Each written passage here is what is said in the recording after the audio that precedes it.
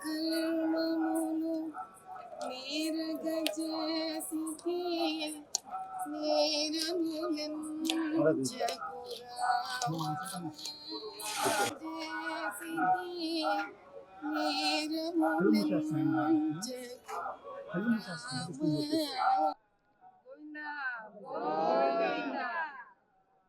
గోవింద హరి గోవింద గోవింద హరి గోవింద గోవింద హరి గోవింద గోవింద గోకులనంద గోవింద హరి గోవింద గోవింద శ్రీ వెంకటేశ గోవింద శ్రీ శ్రీనివాస గోవింద శ్రీ శ్రీనివాస గోవింద ఆపద రక్షక గోవింద ఆపద రక్షక గోవింద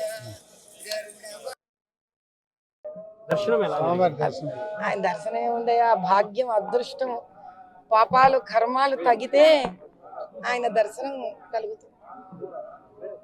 పాపం పెంచుకోవాలంటే కూడా ఒకసారి ఆయన నగలు చూస్తే కూడా కోరికలు వచ్చే వాళ్ళకి కోరికలు వస్తాయి. మన మనసును బట్టి కదా నాయన.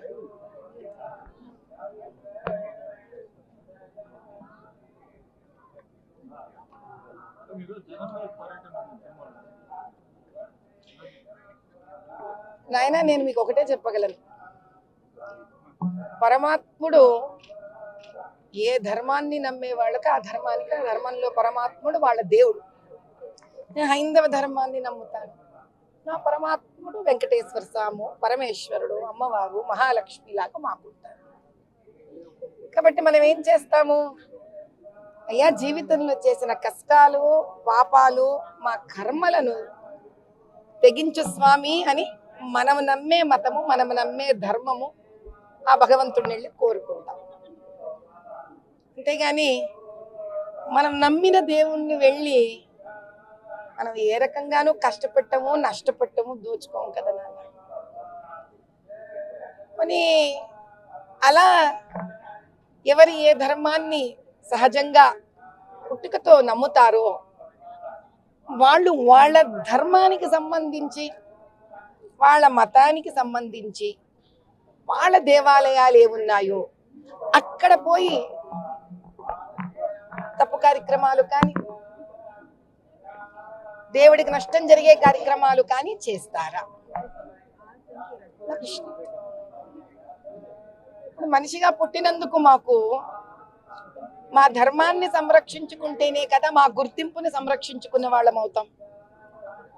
కాబట్టి మా ధర్మాన్ని, మా గుర్తింపుని, మా దేవుళ్ళని, మా దేవాలయాన్ని కాపాడుకోవడం కన్నా ఈ జీవితంలో చేయడానికి వేరే కార్యక్రమం మాకు లేదు. కాబట్టి దానికి అడ్డుకునే వాళ్ళందరినీ కూడా నిర్మూలించమని ఆ వెంకటేశ్వర స్వామిని కోరుకున్నాం.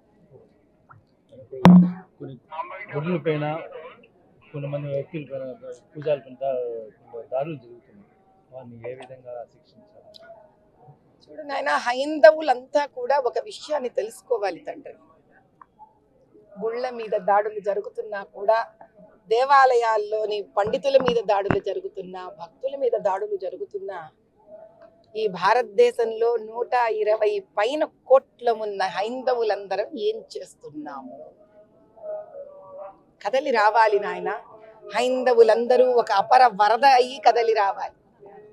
హైందవ శక్తి జాగృతం కావాలి. మన దేవాలయాలంటే మన పిల్లలతో సమానం, మన ధర్మం అంటే మన వంశ ప్రతిష్ఠతో సమానం.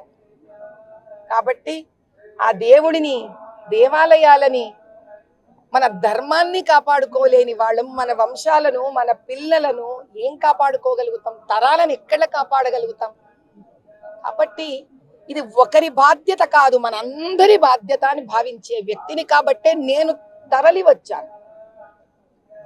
ఆ స్వామివారిని ఒకటే కోరుకున్నాను, తండ్రి నాలో కనుక ఒక ఆవగింజంత ప్రహ్లాదుడిలో భక్తి ఉంటే ఉగ్ర నరసింహవతారం ఎత్తవయ్యా, రాక్షసులను సంహరించు తండ్రి అని మాత్రమే ఆయనను కోరుకున్నాను.